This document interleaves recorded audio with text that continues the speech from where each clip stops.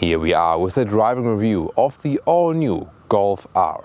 This Golf 8 in the new sportiest form, the top-of-the-line model with a torque splitter at the rear, all-wheel drive. This will be very interesting, especially in the driving part. Everything you need to know, exterior, interior and the sporty driving experience, as you know, with Thomas in Full HD, full screen and full length. Let's go.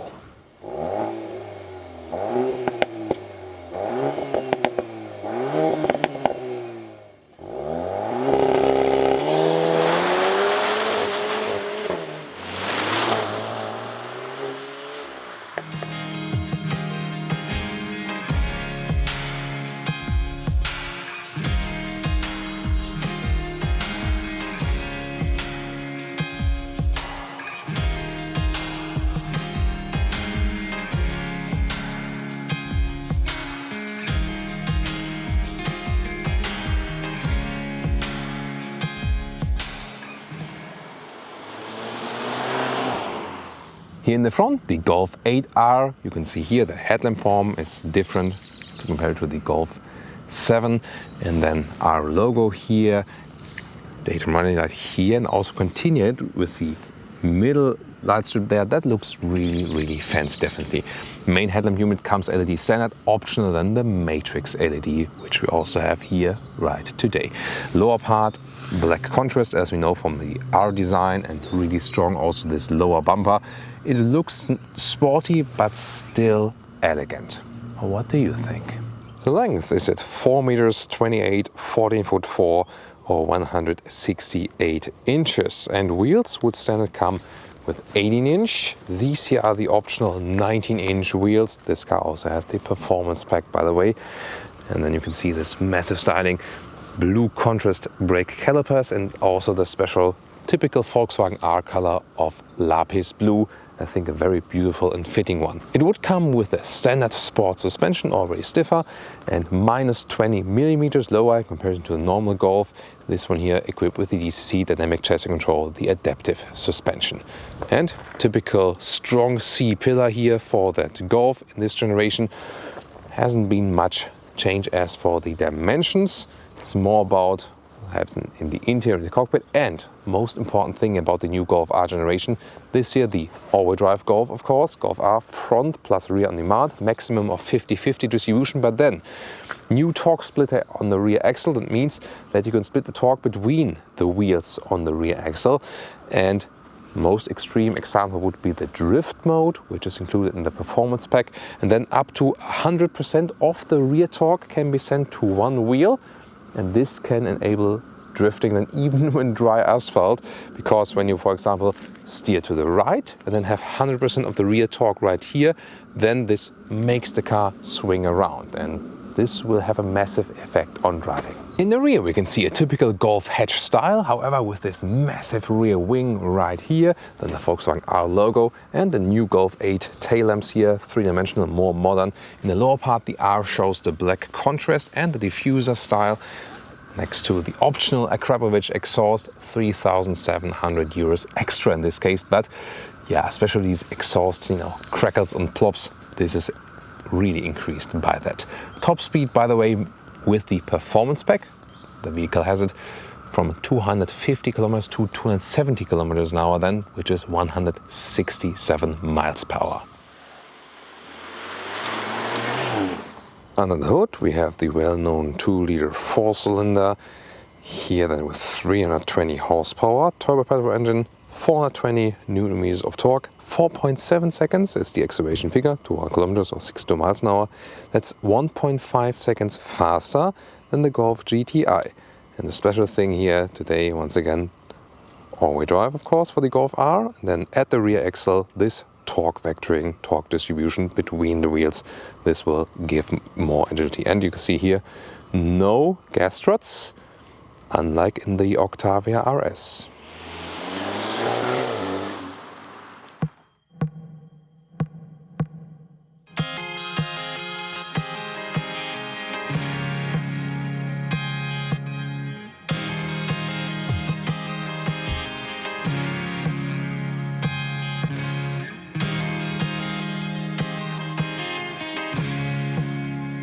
First of all, door closing sound. That's strange. I mean, usually the Golf is leading in the door closing sound, but here, I don't know why, but that doesn't sound so much Golfer-like.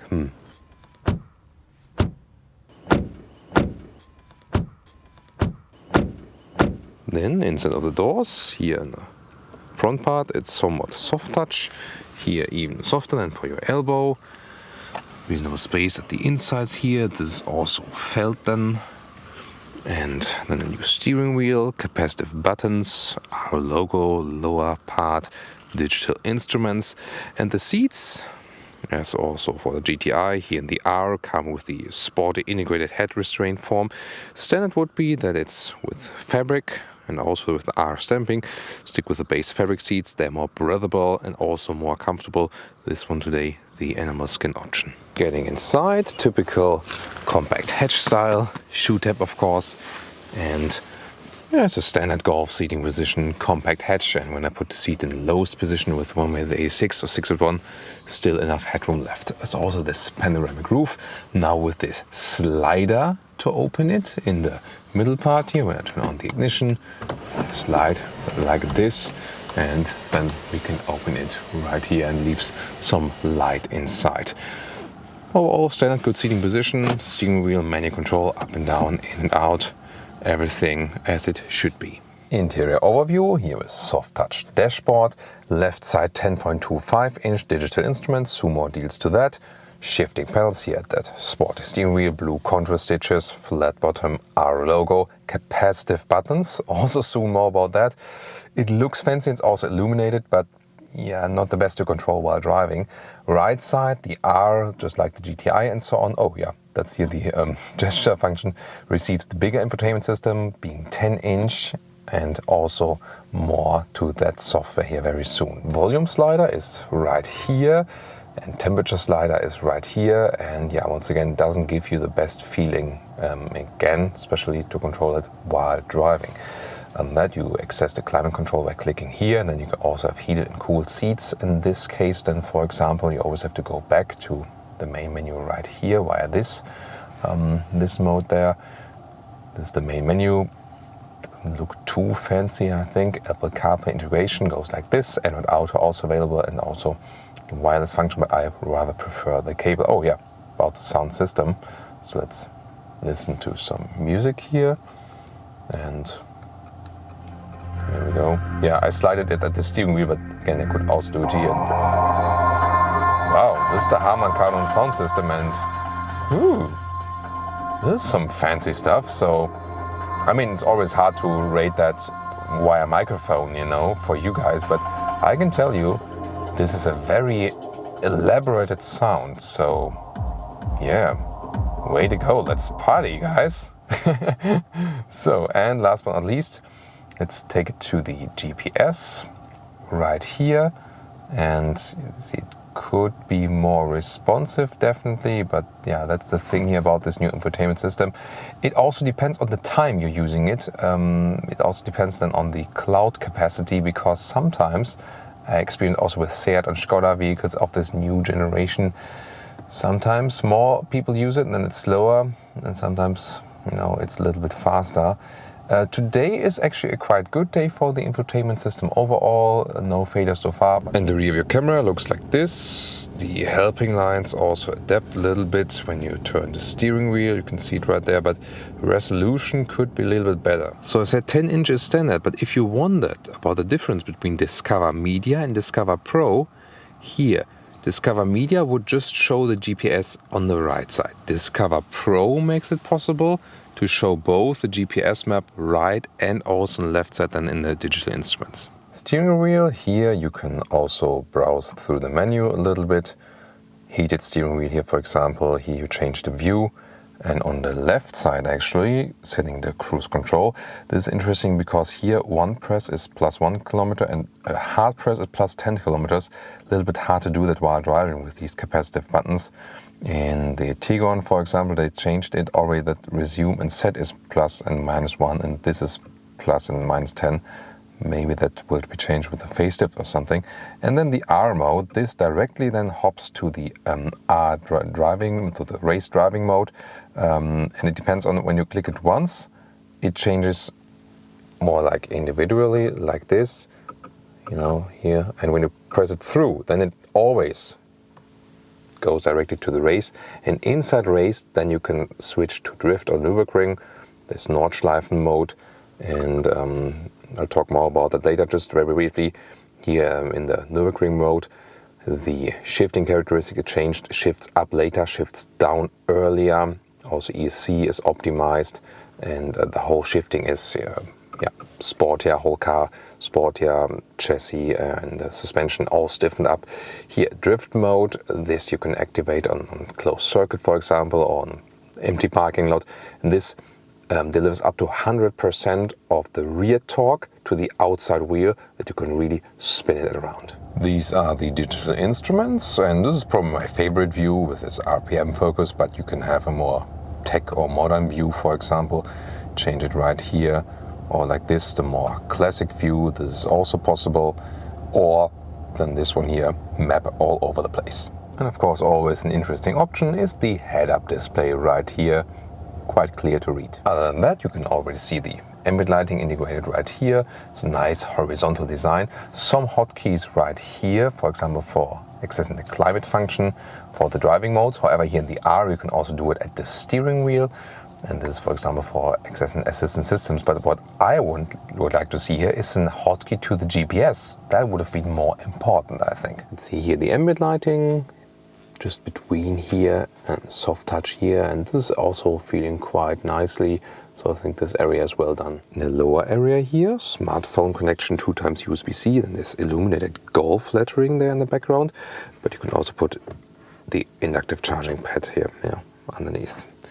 Here then, I use this for the garage beeper, this cubby hole, shift by wire DSG, so it means there's no mechanical link, therefore they could integrate it, in a small space-saving way, and the transitions then between like D and R and so on and back and forth again are really, really short. Then this area here, you have the cup holders. You can also dissolve it basically like this.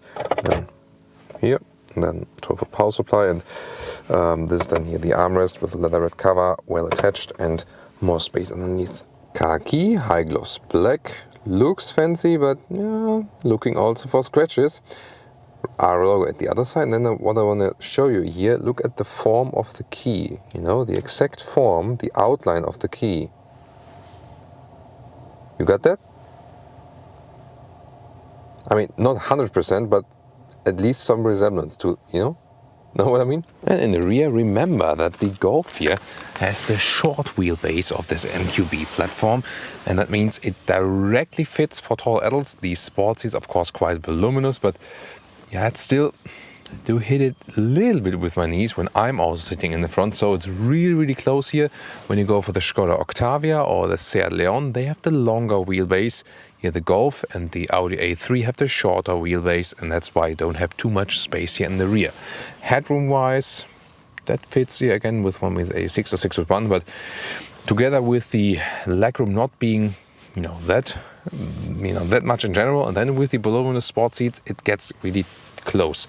Other than that, the seating comfort in the rear is actually quite okay. Isofix here at the outsides each.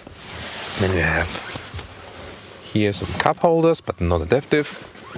Ski hatch, and sitting here in the middle part is actually somewhat feasible. And then you have a rear climate unit with 2 more USB-C chargers. Manual hatch, folding the logo right here, and then the standard Golf trunk. It's actually well usable. You see here, cabin trolley does also fit in a vertical way. In this case, underneath we have the additional Harman Kardon sound system equipment. The length here is 77 centimeters. This is a good meter of width, and the height to the cover here is just over 40 centimeters. And I fold already the 2/3 of the seating row here, then 1 meters and 50 in length.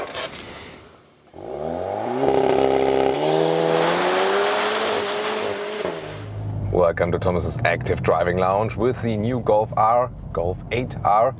One pressing here on the R button once, just normal, goes to the drive selection and so on. But when I press a little bit further, like deeper in, it goes to the race mode directly. Then I can also switch to the Nürburgring special mode, thanks to Benny Leuchter, VW Works driver, test driver, and he explained me that mode to me earlier, and wow. You hear that plopping from the exhaust?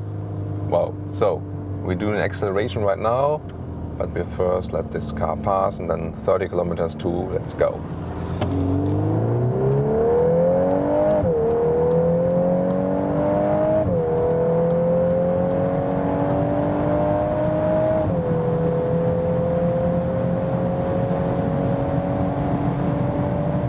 That's 200 kilometers an hour, 125 miles an hour, and here also at higher speeds. Yeah, that's really feeling like a Nürburgring Nordschleife already. Very stable, lane change, super calm and collected. Wow, hardly any input from the steering wheel, really precise. Suspension is keeping it tight, but at the same time very comfortable. So not pushing me anything in the lower back then from the ground. Wow. Of course now quite loud in here, but of course we're driving really, really fast. Wow, really stable now. Good on the brakes, really precise performance. Car's shifting down itself, of course, DSG, a dual clutch transmission, and especially here in this Nürburgring mode. Race driver Benny Leuchter told me earlier that he actually developed this mode in a way that, especially on Nürburgring Nordschleife, so you get on the brakes and then the car is shifting down so much earlier that you are in the right gear before the next corner appears. That's very interesting, definitely. And also the load changes, first to the front is actually also enhanced by that. And when you have a load change to the front, you have more precise steering, more load on the front wheels, and then you can take the next corner a little bit better. Now in the tunnel here, so let's put down the window and listen to that.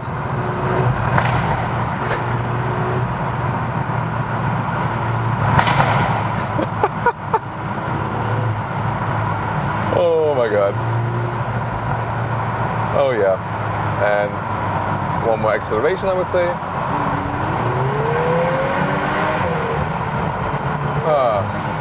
Yeah.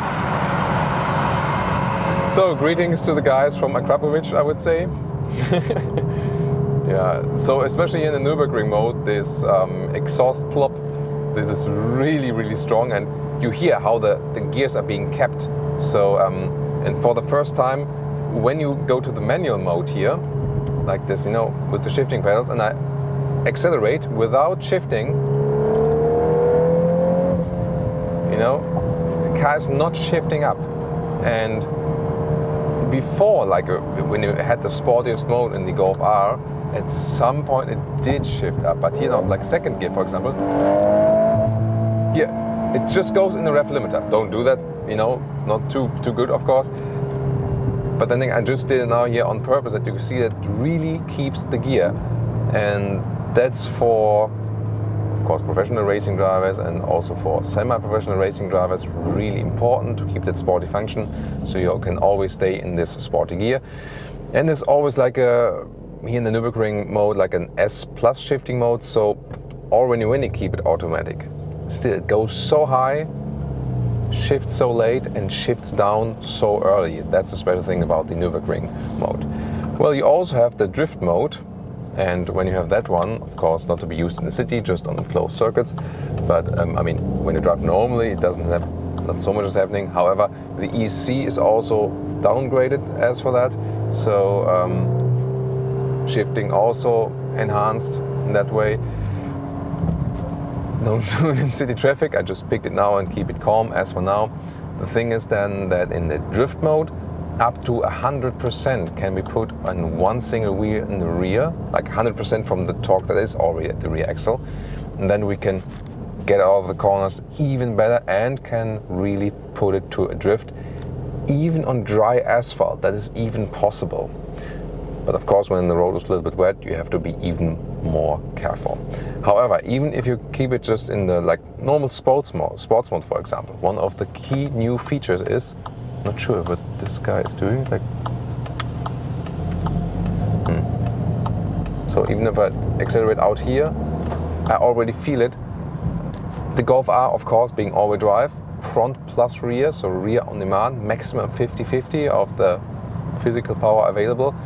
But now in this generation, we have that torque split in the rear. And so the outside, the corner outside wheel can receive more power, and that pushes the car out of the corner even more extreme, as I just told you, in the drift mode. But already when normal driving, this is happening, or then especially even more in the sports mode. And this is a very, very cool feature. We already experienced it in the VW Tiguan, for example, the Tiguan R, and that made cars so much more sporty, and this is the same case here. So you totally forget that this is a front-wheel driven car, and we'll soon come to some very windy corners where we can really experience that. Once again, let's that's the only thing, you can access the race mode directly, but Nürburgring you have to go then right here. And I'm not sure how you can really pick that up on camera, but this cracking exhaust note, that is really something, especially here in the tunnel. And well, at least I'm just annoying some other car driver with that here, and not some inhabitants somewhere. So we're in the Nürburgring mode, and well, how's the acceleration when we are already at speed, getting out of the tunnel, 80 kilometers to whatever, let's see.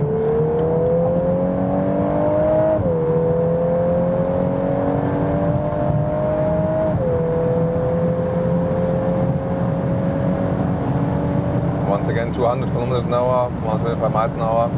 Here now in that high speed corner, such a good grip from the vehicle. Wow, that feels so good in the handling, so neutrally balanced.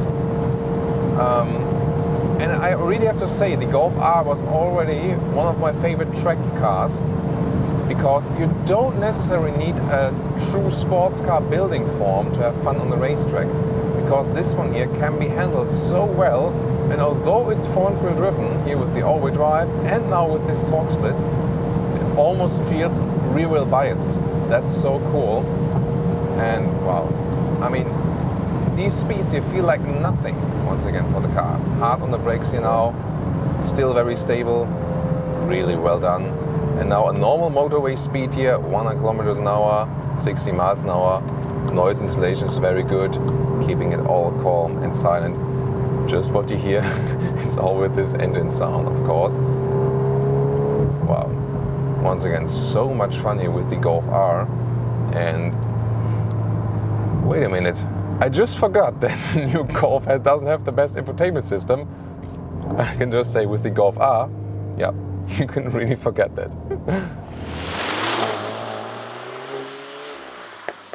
Alright guys, Nürburgring mode once again, because Benny Leuchter, race driver who developed this program, told me the best way to get up Autogefuehl would be the Nürburgring mode. And now we have this torque split in the rear axle, and let's see how that one performs. And well, uphill performance is already awesome.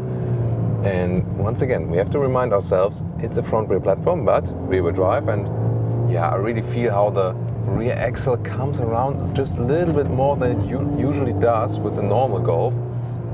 And that really brings a lot of driving fun, additional driving feeling. And you can just say how calm this car stays in every situation. That's really cool. It's no wonder that it's scored a very, very good Nürburgring Nordschleife lap. Now let's push a little bit more. Road is still a little bit wet, have to be careful. Wow, exhaust cracking note once again. Once again, so much fun with this precise steering.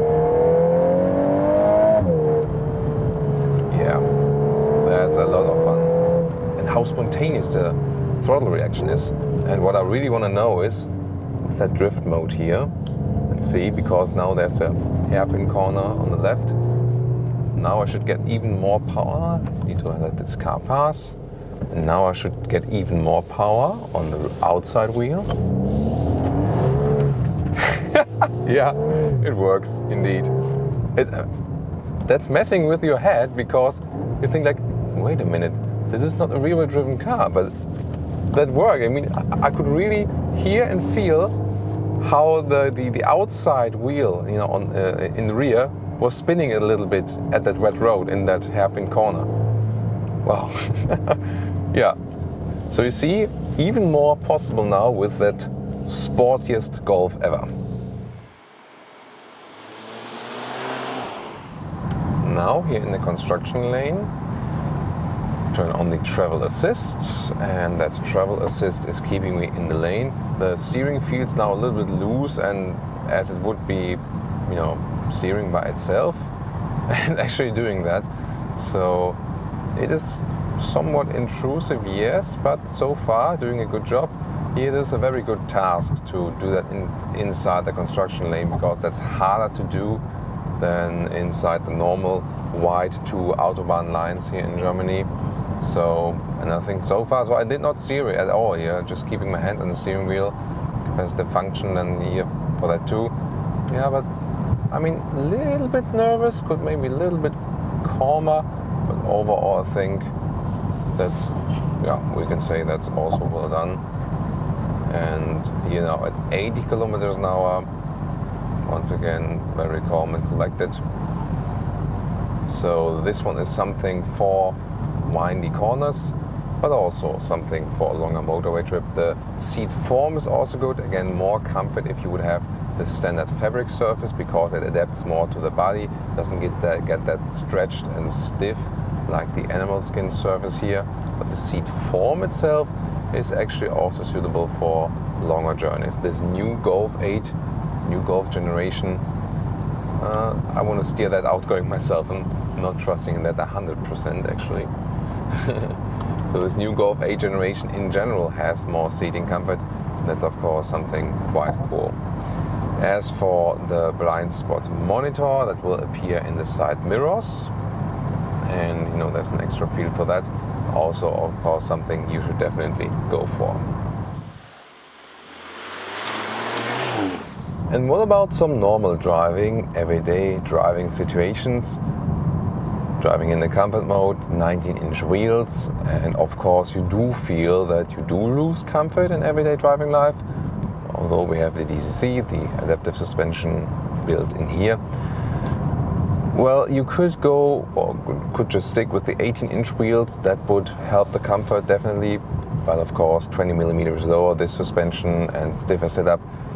At some point, you know, there's no wonder. However, still no problem to use it as a primary vehicle, so you still get the normal things that you get from driving a VW Golf. So that's very good chassis, evolved throughout the generations. Feels also, you know, very controlled and good in handling just when cruising around the city and so on. And of course the good noise insulation, so very silent, both at high speeds and also at low speeds. So indeed, it gives you this typical standard Golf driving experience, which is more like, okay, this is like the, you know, the baseline, and then everything orients on that, like a, you know, like a benchmark. You know, in some things maybe it's not benchmark anymore, as for the infotainment system for sure, electronics and so on. They still have to work on that. However, the basic things hardware-wise, once again, very, very well done. And so it really calms you down when you use it in a normal comfort mode. This crisp and precise steering also helps you in city driving, because it's really easy to ease it around. And again, no dead zone angle here when steering. That's also very, very cool. Road is still a little bit wet, and in the comfort mode you can also drive this normal town experience, because the thing is, when you go here to a race mode and the RPMs go up that high, you think like, I can't stand it anymore. I need to go to the racetrack. I cannot drive the normal road anymore. So that's definitely a funny thing, and even more so when you are in a Nürburgring road or so. It's almost unbearable to drive like this. It's like, you know, you can always let the exhaust plop. When I was thinking like, what kind of idiot is driving here? So just a little push on the throttle, and wow. I mean, especially now when going down here and so on, this is really giving a very plopping experience. Not sure if you can really, don't want to wake up anyone here, so I go back to the comfort mode. But what I mean by unbearable is, you know, these sports mode, they are indeed in this generation that sporty that it's, you know, really hard to stay calm when just doing the city driving. So I rather not use them while city driving, because I'm always thinking like, okay, I need to push the throttle right now. So it's better to keep the comfort mode and really stay calm in the city. Also, when the road noise would usually be a little bit higher when the road is still wet, everything once again calm and collected. As for the assistance systems, you know, I had one problem earlier, that when starting the car, some assistance systems turned up, and that's again something we have to keep in mind. It's not only an infotainment system, it's also some other parts of the electronics. The bad thing is, it's 2020, they should be better with that, and they came from very good infotainment system and flawless electronics and so on, and then they basically downgraded that. But the good thing about that is, these electronic parts and software, it can still be upgraded, you know. So I'm really hoping they work on that. I can just stress again, the amount of work and engineering development that has gone into this car is absolutely astonishing. And once again, it's a race car for the city, basically.